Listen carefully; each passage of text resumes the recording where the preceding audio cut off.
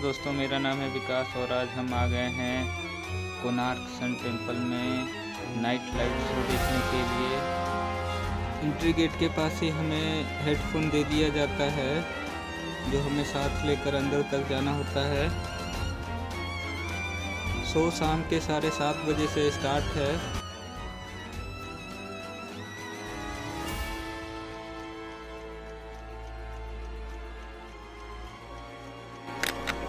साढ़े 7 बजे से हमारा शो है और यहाँ पर लगभग सारे लोग आ चुके हैं जो लाइट नाइट शो देखने आए हुए। ये हमें एक हेडफोन मिला है जिससे हमें आवाज़ें सुनाई देगी। मैं मौजूद हूँ यहाँ सन टेम्पल में। यहाँ लाइट शो होने वाला है अभी और मेरे साथ एक दोस्त है। क्या नाम है आपका? अथर्व। पुणे से है ये हम। ठीक है, आगे शो कंटिन्यू करते हैं। अभी 7:30 से स्टार्ट होगा।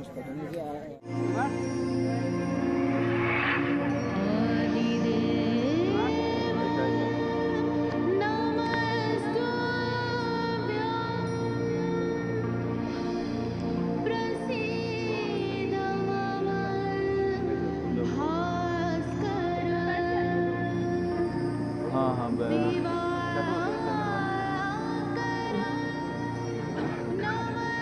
बैग यहीं पे रख लो ना भाई, बैग रख लो, इस पे ही रख लो।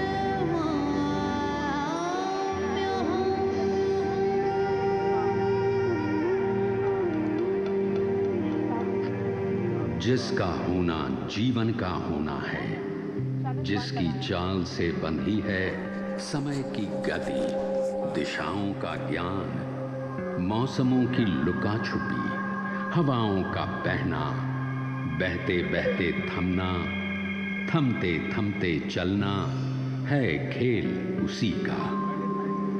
जो पास है और दूर बहुत है, जो महाकाय है, जो जर्रा है, जो आदि देव हैं, ये हैं सूर्य देव। ऐसे सर्वव्यापी को नमन करते हुए शुरू करता हूँ सूर्य के प्रतीक कोणार्क की गाथा। कोणार्क का सूर्य मंदिर सिर्फ एक मंदिर नहीं है, ये जीवन दर्शन है। ओडिशा के भक्ति मानस का प्रतीक है, कला का एक नायाब नमूना है। कोणार्क में उत्तर की आर्य और दक्षिण की द्रविड़ सभ्यता आपस में मिलकर एक रूप हो जाती है। कोणार्क उत्सव है, जीवन का उत्सव। शिल्पी की कठोर साधना का सत्य है। कोणार्क की शिलाओं में एक धड़कन है जो हर दर्शक को अपनी कहानी सुना रही है। मैं सुन रहा हूँ अमरकंटक की पहाड़ियों से आती हुई महानदी की कलकल। पहाड़ों की टांग वो कभी अलग हो जाती है तो कभी चंचल, हर पल अपने रूप बदलती ऐसे चली आ रही है मानो पूरी पृथ्वी को सिंचित कर देगी। तभी शिला से टकराती है और फैल जाती है विभिन्न दिशाओं में। कोई पुकारता है चित्रोत्पला तो कोई महानदी। इसकी शाखाओं के नाम हैं चंद्रभागा और प्राची। इसी नदी के तट पर बसे हैं कई नगर और कई जनपद। इन्हीं में से एक है कोणार्क।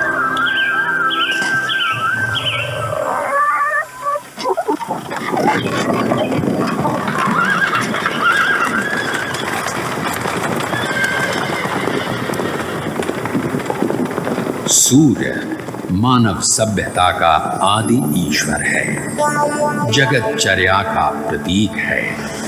ऋग्वेद में इसकी चर्चा इसी रूप में होती है। सूर्य के भाई अग्नि और वायु हैं। यही जगत रचयिता हैं। वो रथ पर सवार होकर आते हैं। रथ प्रतीक है इस ब्रह्मांड का। उसके पहिए समय हैं तो प्रतीक हैं गति के। इसके रथ में जुटे हैं 7 घोड़े, सतरंगी किरणों वाले। उसके पहिए की 12 रेखाएं 12 महीने हैं। उसके चलने से मौसम बदलते हैं। सूर्य के 720 पुत्र हैं, दिन और रात के जोड़े में। सूर्य प्रतीक है गति का, जीवन का, इसीलिए वो आराध्य है। आदिम सभ्यता स्वयं को उसी का अंश मानती आई है। ईसा की 9वीं सदी में केसरी रियासत के महाराजा पुरंदर केसरी सूर्य के परम उपासक थे। उन्होंने कोणार्क जनपद में पहला सूर्य मंदिर बनवाया।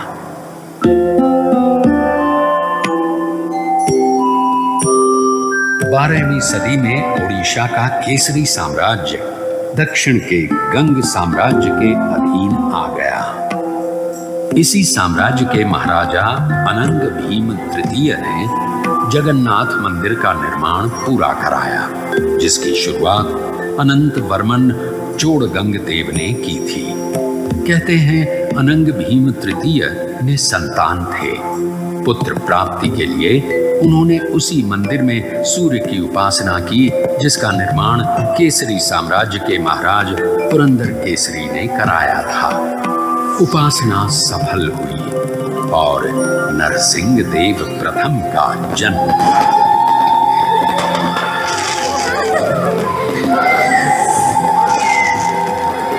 नरसिंह देव, जिनका शासनकाल 1238 से 1264 तक रहा, उनमें अपने पिता अनंग भीम के तमाम गुण थे। नरसिंह देव के पिता अनंग भीम ने 1211 से 1238 तक ओडिशा पर राज किया। ये काल ओडिशा की गौरव गाथा का काल था, स्वर्ण युग था। ये वही काल था जब मुस्लिम शासक तेजी से अपने साम्राज्य का विस्तार कर रहे थे। कश्मीर और ओडिशा को छोड़कर देश का अधिकांश भाग मुस्लिम शासकों के अधीन हो गया था। मुसलमानों की बढ़ती ताकत और साम्राज्य विस्तार नरसिंह देव के लिए चुनौती का समय था। ओडिशा की संप्रभुता और स्वाधीनता सामने खड़ी थी। प्रजा की शंकित निगाहें नरसिंह देव को देख रही थी। नरसिंह देव ने ओडिशा की एकता और अखंडता की ध्वजा अपने हाथों में थाम ली और जुट गए ओडिशा की रक्षा में। मालव देश यानी आज का विंध्य देश, यहाँ की राजकुमारी थी सीता देवी, सुंदर, सुशील, सर्वगुण संपन्न। मालव देश मुसलमानों के अधीन हो चुका था। उसी प्रदेश की राजकुमारी सीता देवी के साथ नरसिंह देव का विवाह संपन्न हुआ। सीता देवी राजरानी बन गई। महारानी, हमें शीघ्र ही युद्ध के लिए प्रस्थान करना पड़ेगा। राज्य की सीमा पर यवनों ने पुनः डेरा जमा लिया है।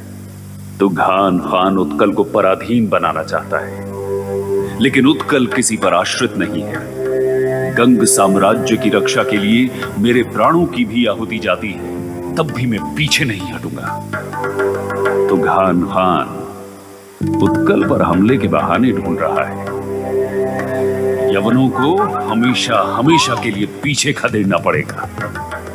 इस बार उत्कल के वीर आत्मरक्षा के लिए युद्ध नहीं लड़ेंगे। इस बार हम आक्रमण करेंगे। उत्कल के विजय की प्रार्थना कीजिए रानी, उत्कल के विजय की प्रार्थना कीजिए। जिसका नाम नरसिंह देव है और जो सेवक है जगन्नाथ के, उसकी कभी पराजय नहीं हो सकती। जाइए महाराज, विजय पथ आपकी राह देख रहा है। भयंकर युद्ध हुआ, मार काट मची, खून बहा।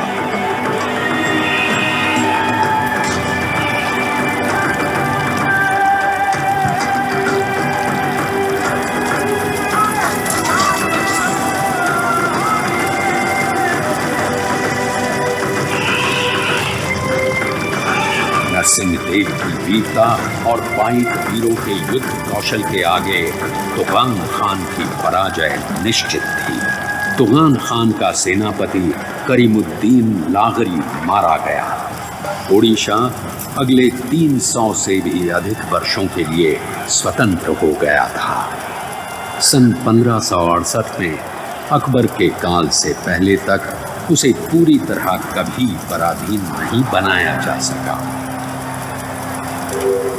लखनऊ की विजय उत्सव और उल्लास लेकर आई, लेकिन नरसिंह देव का मन विचलित था। अशांत नरसिंह देव की बेचैनी उनकी पत्नी सीता देवी को चिंतित कर रही थी। विजय की माला गले में धारण करने वाले महाराज, अब तो प्रदेश पहले की अपेक्षा अधिक शांत है। आपका यश आपके आगे चलता है, फिर भी आप चिंतित हैं। सूर्यमुख कलांत क्यों है महाराज? देवी, मैं युद्ध लड़ रहा हूं मातृभूमि की रक्षा के लिए, उसकी स्वाधीनता को बनाए रखने के लिए, लेकिन मन अशांत है। युद्ध लड़ना और राष्ट्र को संरक्षित रखना मात्र यही राजधर्म है। युद्ध लड़कर भूमि को तो सुरक्षित रखा जा सकता है, लेकिन उसकी पहचान, उसकी परंपरा, उसकी संस्कृति को सुरक्षित नहीं रखा जा सकता। संस्कृति की रक्षा भी तो राजधर्म ही है। उसके बिना ये राज्य, उसकी भूखंड और उसकी सीमा का अर्थ ही क्या रह जाता है? महाराज, केसरी वंश के राजा पुरंदर ने एक छोटा सा सूर्य मंदिर बनवाया था। आपके पूर्वज भी वही पूजा अर्चना करते आए हैं। कोणार्क के उसी सूर्य मंदिर में आपकी माता ने भी पुत्र प्राप्ति के लिए उपासना की और आपका जन्म हुआ। आज वो मंदिर जीर्ण अवस्था में पड़ा हुआ है महाराज। आपकी माता ने वहां भव्य मंदिर बनवाने की कामना की थी। आप उनकी मनौती पूरी करें। शायद कला संस्कृति के विषय में आपकी सोच का आरंभ यहीं से हो। अद्भुत! इससे सुंदर और क्या हो सकता है देवी? शीघ्र ही निर्माण कार्य शुरू करना होगा।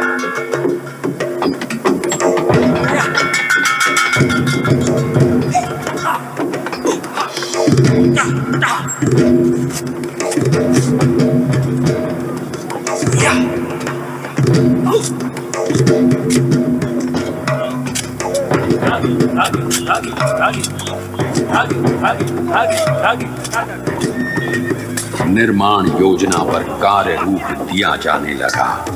मंत्रियों और शिल्पियों के साथ सलाह मशवरा शुरू हो गया। ओडिशा के वास्तुकार मंदिर निर्माण में सिद्ध थे। ईसा की 7वीं सदी से अब तक ओडिशा के शिल्पी उम्दा भवनों और मंदिरों का निर्माण करते आए थे।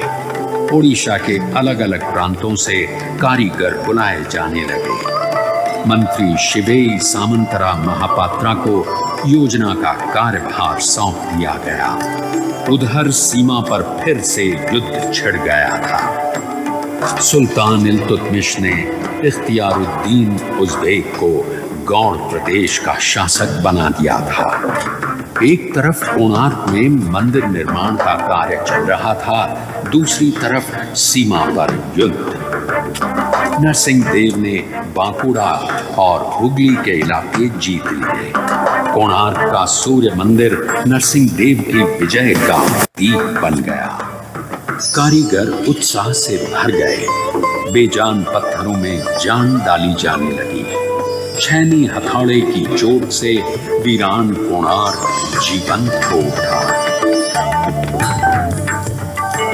कोणार्क के जर्रे जर्रे में इतिहास छिपा है। हर शिला अपनी ही कथा कहती नजर आती है। सच है या झूठ ये तो किसी को पता नहीं, लेकिन किंवदंती जरूर है। किस्से कहानियां तो उसी की बनती हैं जो श्रेष्ठ होता है। तो इन किस्से कहानियों से ये जरूर पता चलता है कि कोणार्क श्रेष्ठ है। द्वापर युग था। श्री कृष्ण की 8 पटरानियों में से जामवंती के गर्भ से जन्मे सांब। सांब रूपवान थे, अपने रूप पर उन्हें गर्व भी था। एक दिन ब्रह्मर्षि नारद पधारे। अपने रूप में मदमस्त सांब उनका अपमान कर बैठे। पृष्ठ नारद ने कृष्ण से ये कह दिया कि तुम्हारा पुत्र सांब गोपांगनाओं के साथ प्रणय क्रीड़ा में लीन है। क्रोधित कृष्ण सांब को ढूंढने निकले। नारद ने सांब से कहा, पुत्र, तुम्हारे पिता रैवतक पर्वत पर तुम्हारी प्रतीक्षा कर रहे हैं। पिता को प्रतीक्षारत जान सांब तीव्र गति से रैवतक पर्वत की ओर भागे। वहां गोपियां पुष्करणी में जल क्रीड़ा कर रही थी। सांब को समक्ष देख उन्हें लगा साक्षात श्री कृष्ण आ गए हैं। सांब ने कृष्ण छाया देख सुध बुध बिसराकर गोपियां सांब से लिपट गईं। तभी वहां पहुंचे कृष्ण। सांब को गोपियों के आलिंगन में देख क्रोध से भड़क उठे। अरे नराधम ग्लीब, तू महापातकी है। मैं तुझे श्राप देता हूं। जिस रूप के अहंकार में तू डूबा है, तेरा वो रूप नष्ट हो जाए। तेरे रूपवान अंग कुष्ठ से भर जाए। पिता के शाप से सांब को कुष्ठ हो गया। नारद के प्रति हुए अपमान का उन्हें आभास हुआ तो वे नारद के पास पहुंचे।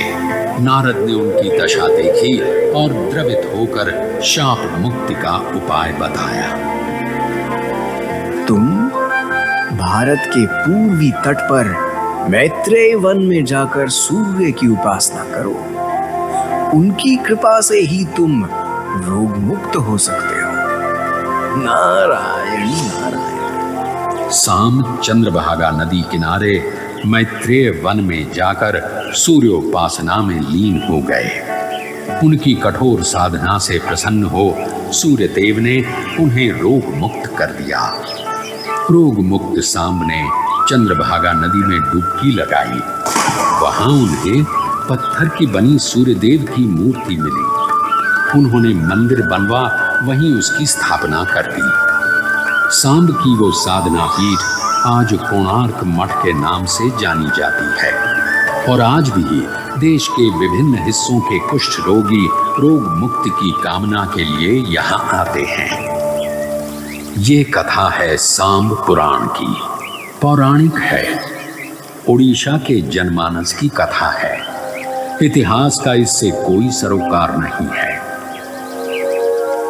कोणार्क निर्माण में कितना समय लगेगा, कितने कारीगर काम करेंगे, कितना अर्थ व्यय होगा, सारा हिसाब लगाया जा चुका था। भ्रमरवर हरिचंदन आय व्यय की देखभाल कर रहे थे।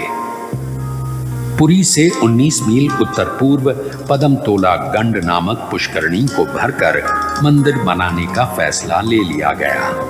ओडिशा के विभिन्न इलाकों से चुन चुन कर कारीगर बुलाए गए। दूर दूर के पहाड़ों से पत्थर लाए जाने लगे। चित्रकोंडा, माकंडा, रेगेड़ा, श्वेत, श्याम, किस्म किस्म के पत्थर और नील रंग का ग्रेनाइट लाया गया नीलगिरी से। नवग्रह के लिए शिला आई 642 मन की। मंदिर के ऊपर कलश स्थापना के लिए 56,000 मन का 25 फीट ऊंचा शिलाखंड जलमार्ग द्वारा 100 मील से भी अधिक दूरी से लाया गया। न सिर्फ इसे लाया गया बल्कि 200 फीट ऊंचे मंदिर के शिखर पर चढ़ाया भी गया। शिल्पियों का अद्भुत कौशल और लगन अचंभित कर देने वाले थे। कुल 1200 कारीगर लगाए गए निर्माण कार्य में काम पूरा करने के लिए और समय निर्धारित किया गया 12 वर्षों का। महाराज नरसिंह स्वयं रुचि ले रहे थे निर्माण कार्य में।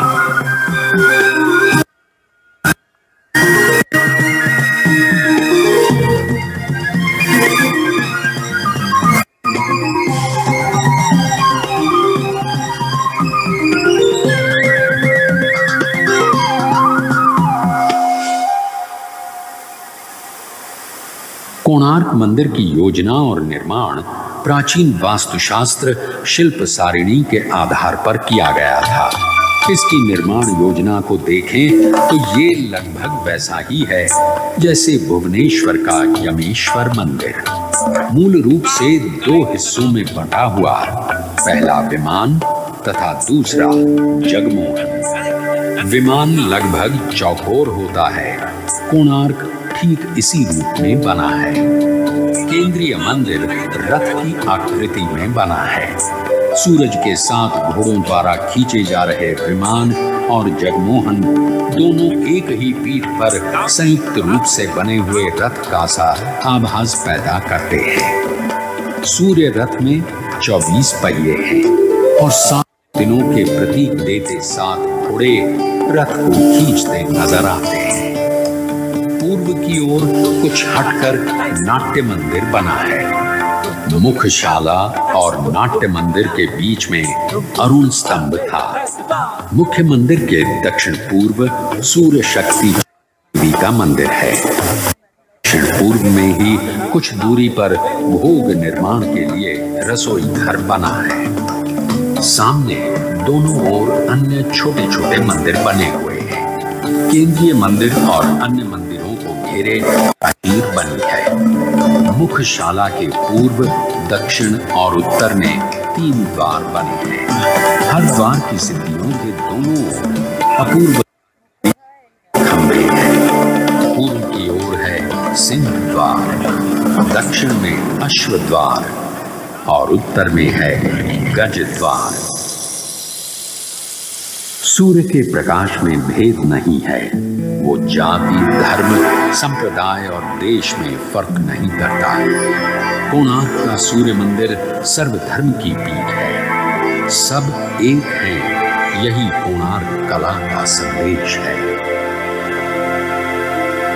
कोणार्क को गौर से देखें तो वो केंद्र से एकाकार होता नजर आता है, मानो कोई ताकत उसे अपने में लीन कर लेना चाहती हो। इसके शिल्प की खासियत यही है कि ये अपनी विशालता और भारीपन के बावजूद ऊपर की ओर उठता गतिमान प्रतीत होता है। मुगल बादशाह अकबर के दरबारी अबुल फजल ने अपनी किताब आईन अकबरी में लिखा है, अद्भुत कोणार्क ओडिशा वास्तुकला का चरम है, एक जलता हुआ दिया है।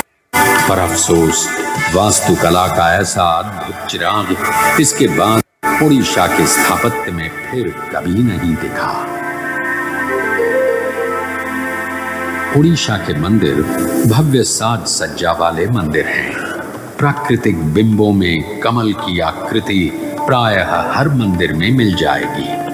कमल जहां एक तरफ सूर्य को बिंबित करता है, वहीं वो प्रतीक ज्ञान का, परम ज्ञान का, पत्ते और डालियों से की गई सजावट भी प्रायः सभी मंदिरों की सज्जा का अंग है। ये डालियां बिना फूलों वाली हों तो गेंदा डाली, पक्षी बैठे हों तो हंसा डाली। अगर डालियां आप रूप लिए हों तो फांसी लता के नाम से पुकारी जाती है। कोणार्क के पहिए और चक्र की सज्जा में भी इसका प्रयोग देखने को मिलता है। उड़ीसा में मंदिरों के दरवाजों पर जबरदस्त नक्काशी देखने को मिलती है। कोणार्क मंदिर के प्रवेश द्वार पर जो झांकी उकेरी गई है वो है मनुष्य कौल की, जिसमें मानव आकृति अलग अलग भाव भंगिमाओं में द्वार के दोनों ओर लताओं का सहारा लिए झूलती दिखाई गई है। साथ ही कई डालियां जो मानव आकृतियां लिए उन्हें भी उकेरा गया है। कोणार्क मंदिर के प्रवेश द्वार पर एक और खास आकृति उकेरी नजर आती है। वो है आपस में गुथी नाग नागिन की आकृति, जिसे अहिबंध या नागबंध के नाम से जानते हैं। उड़ीसा के मंदिरों की यह साज सज्जा सिर्फ क्षैतिज या लंबवत आकार में ही नहीं है, बल्कि गोलाकार सतहों पर भी नजर आती है, जैसे कोणार्क चक्र और तोरण द्वार। कोणार्क सूर्य मंदिर भी है और विजय प्रतीक भी। कोणार्क के शिल्प में जहां एक तरफ युद्ध के दृश्य हैं, वहीं ताकत से भरपूर घोड़े और हाथी भी हैं। दहाड़ता हुआ सिंह हाथी को अपने पंजे में लिए हुए दिखलाया गया है। विभिन्न स्थानों पर राजा की आकृति उकेरी गई है। यहाँ तक कि मंदिर के गर्भगृह में राजा को घुटने पे झुके स्वयं सूर्यदेव के हाथों हार पहनते दिखलाया गया है। कोणार्क उड़ीसा मंदिर वास्तुकला का अंतिम मंदिर है, जहां परंपरा के साथ साथ कला की नई दृष्टि का मिलन साफ देखने को मिलता है। वास्तुकला के परंपरागत विषयों और बिंबों से हटकर नए विषय और प्रतीक परंपरा को आगे ले जाते नजर आते हैं।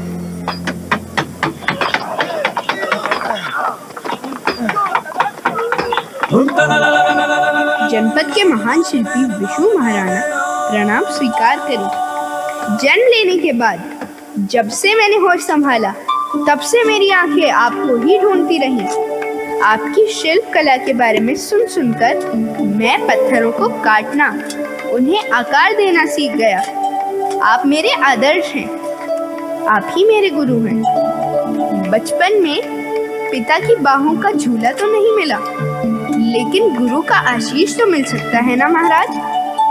माथे पे आशीष का हाथ रख दीजिए विष्णु महाराणा। कौन हो तुम बालक? तुम्हें देख मेरा व्याकुल मन और विचलित हो गया। कौन हो तुम? मैं वो भाग्यहीन बालक हूँ महाराज, जिसे आप जन्म से पहले ही अनाथ छोड़ जन कार्य के लिए निकल गए। पिता, मैं आपका पुत्र हूँ, धर्मपद। पुत्र? हाय रे शिल्पी जीवन, 12 वर्षों तक जिसे भूला रहा, आज वो सामने खड़ा है, जिसे गले लगाने को जी चाहता है। घंटों महीनों जिसे निहारने, बातें करने का मन करता है। लेकिन हाय रे दुर्भाग्य, 1200 शिल्पियों के प्राण पुत्र स्नेह से अधिक प्रिय है। क्षमा पुत्र, मैं विवश हूं। ये दधिनौती नहीं लगा तो शिल्पियों के प्राण चले जाएंगे। अभी तुम जाओ, बाद में मिलूंगा जब काम समाप्त हो जाएगा। ये काम तो अभी के अभी समाप्त किया जा सकता है। ये दधिनौती शिखर पे चढ़ाना कौन सा मुश्किल काम है। मैं आपका पुत्र हूँ महाराज, बस आशीर्वाद दीजिए। अचंभित पिता मुंह खोले देखते रह गए। धर्मपद जुट गया। देखते ही देखते दधिनौती शिखर को छूने लगा। जो काम सिद्ध शिल्पी न कर सके, वो 12 वर्ष के एक बालक ने कर दिखाया। सब चकित थे। काम पूरा हो जाने का उत्साह था, वहीं एक 12 वर्ष के बालक से हार जाने की ग्लानि भी। शिल्पियों के दल में बातें शुरू हो गईं। अगर महाराजा को इस बात का पता चला तो सबकी बदनामी होगी। हमारी कला, हमारी कारीगरी से लोगों का भरोसा उठ जाएगा। बात धर्मपद के कान में पड़ी। पिता के शिल्प और 1200 शिल्पियों की कलाकारी पे उसकी वजह से प्रश्न उठे, ये उसे मंजूर नहीं था। और देखते देखते चंद्रभागा नदी में छलांग लगा। शिल्पी मान मर्यादा की रक्षा के लिए अपने प्राण त्याग दिए।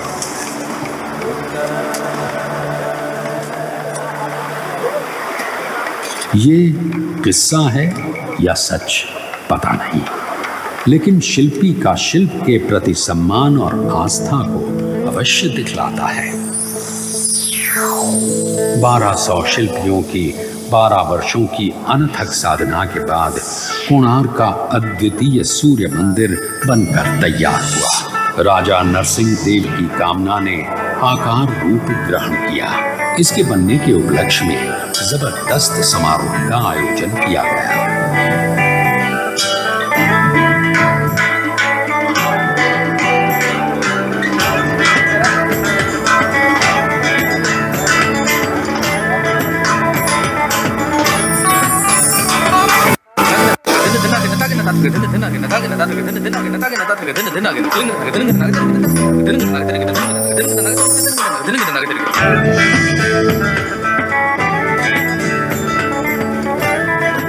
दूर दूर से अपार जनसमूह समारोह में भागीदारी के लिए उमड़ पड़ा।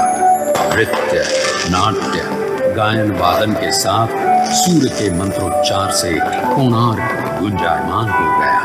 पूरे 1 महीने तक पूजा अर्चना चलती रही। राजा नरसिंह देव स्वयं आहुति दे रहे थे।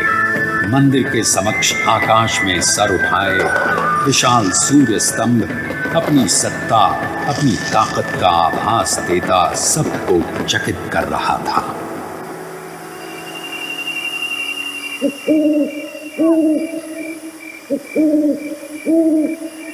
तेरहवीं शताब्दी के मध्य में बना हिंदू वास्तुकला का ये नायाब नमूना कैसे और कब अपनी चमक खो बैठा, एक बियाबान जंगल में दब गया, इसकी ठीक ठीक जानकारी नहीं मिलती है। पद्म क्षेत्र देवला कर्मांगी के ताड़पत्र के अंतिम हिस्से में कहा गया है, वर्षों तक पद्म क्षेत्र में मेरे द्वारा बताई नीति से सेवकों ने सूर्य की आराधना नहीं की। परिणाम स्वरूप सूर्य देव इस मंदिर को छोड़ चले गए। हालांकि ये बात कब लिखी गई इसकी जानकारी नहीं मिलती, इसलिए इसे भी साक्ष्य रूप में नहीं माना जा सकता। कोणार्क में घूमते गाइड आपको अक्सर बताएंगे कि इसके विध्वंस की वजह और कुछ नहीं बल्कि महान नाविक क्रिस्टोफर कोलंबस की कारस्तानी थी। प्रचलित है कि मुख्यशाला के ऊपर एक विशाल चुंबक स्थापित था, जिसका चुंबकीय क्षेत्र इतना अधिक शक्तिशाली था कि वो सुदूर समुद्र में नौ संचालन में बाधा उत्पन्न करता था। कोलंबस जैसे महान नाविक को ये भला कैसे रास आता, सो उसने इसे उखाड़ फेंकवाया। कहते हैं कि चुंबक के हटते ही मुख्यशाला चरमरा के गिर पड़ी।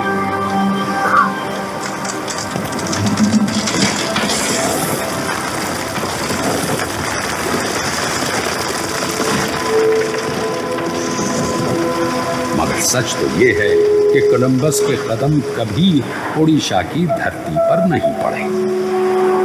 लगभग 150 वर्षों तक गुमनाम रहने के बाद 18वीं सदी के मध्य में इस पर नजर पड़ी महाराष्ट्र साम्राज्य के बाबा ब्रह्मचारी की। वे महाराजा वीर किशोर के अधिकारी शिव भट्ट साठे के गुरु थे। उन्होंने सर्वप्रथम इसकी साफ सफाई करवाई। फिर 1824 में एक अंग्रेज अफसर एंड्रू स्टर्लिंग ने इसका अध्ययन किया और इसके रेखा चित्र प्रकाशित किए। फिर क्या था, कोणार्क का ये सूर्य मंदिर पुनः अंधकार से प्रकाश में आ गया। इसकी अद्भुत कला अपनी क्षतिग्रस्त अवस्था में भी अचंभित कर जाती है। आज ये विश्व की धरोहरों में से एक है। भारतीय पुरातत्व सर्वेक्षण विभाग इसकी देखभाल, इसे संजोए रखने में दिन रात लगा है। कोणार्क सत्य है, जीवन का सत्य, शिल्पी की कठोर साधना का सत्य, उत्कलीय और भारतीय संस्कृति का महान सत्य है, जो कई कथाओं को अपने में समेटे है। हो सकता है इसमें आपकी भी कथा आपको मिल जाए। ध्यान से देखिए, कान लगाकर सुनिए, कोणार्क आपको आपकी कथा सुना रहा है।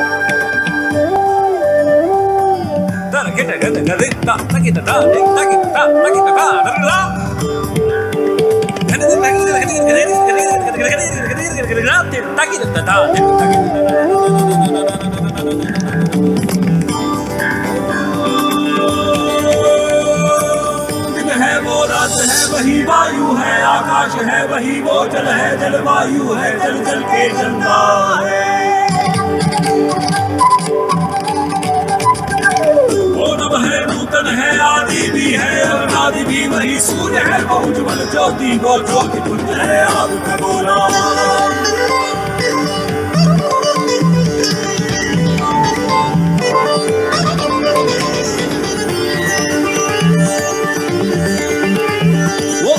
चले आ रहे हैं